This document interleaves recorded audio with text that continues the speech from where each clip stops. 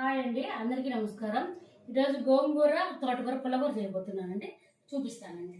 నేను చేసే పద్ధతిలో చూపిస్తానండి. నేను తోటకూర ఒక కట్ట తీసుకున్నానండి, కడిగి పెట్టేసుకున్నా బాగా.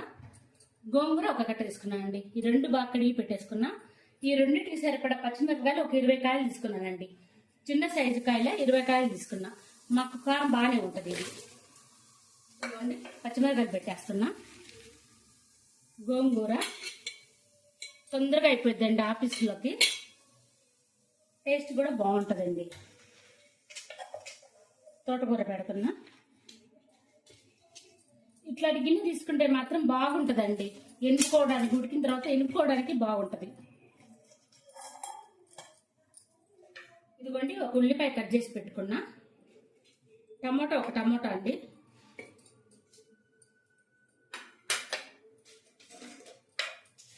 ఉప్పు, రుచికి తగ్గట్టు ఉప్పు అండి.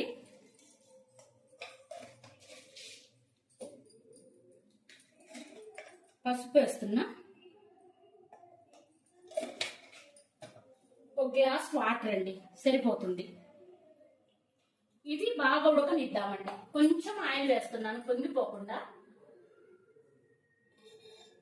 కొంచెం ఆయిల్ అండి.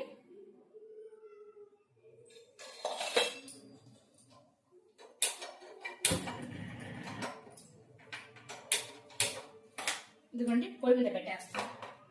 ఇది బాగా మెత్తగా ఉడకనిద్దామండి. నేను రంధ్రాలు ఉండే ప్లేట్ పెట్టుకుంటున్నానండి, పొంగిపోకుండా ఉండేదానికి. ఇది ఉడికేదాకా చూద్దాం.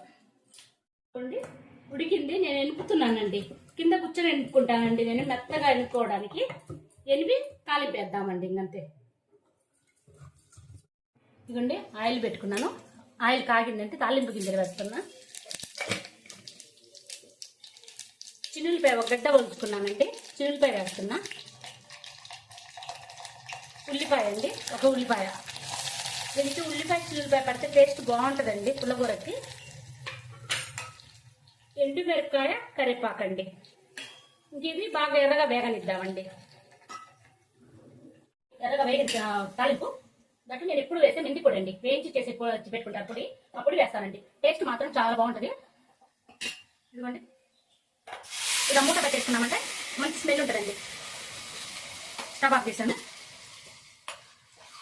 అంత కలిపి వేసేసుకొని చాలా టేస్టీగా తొందరగా అయిపోయిందండి. ఇది స్కూల్లో పోయే వాళ్ళకైతే బాక్స్లలో అయితే చాలా బాగుంటుందండి. ఇదిగోండి, నచ్చితే మాత్రం లైక్ చేయండి.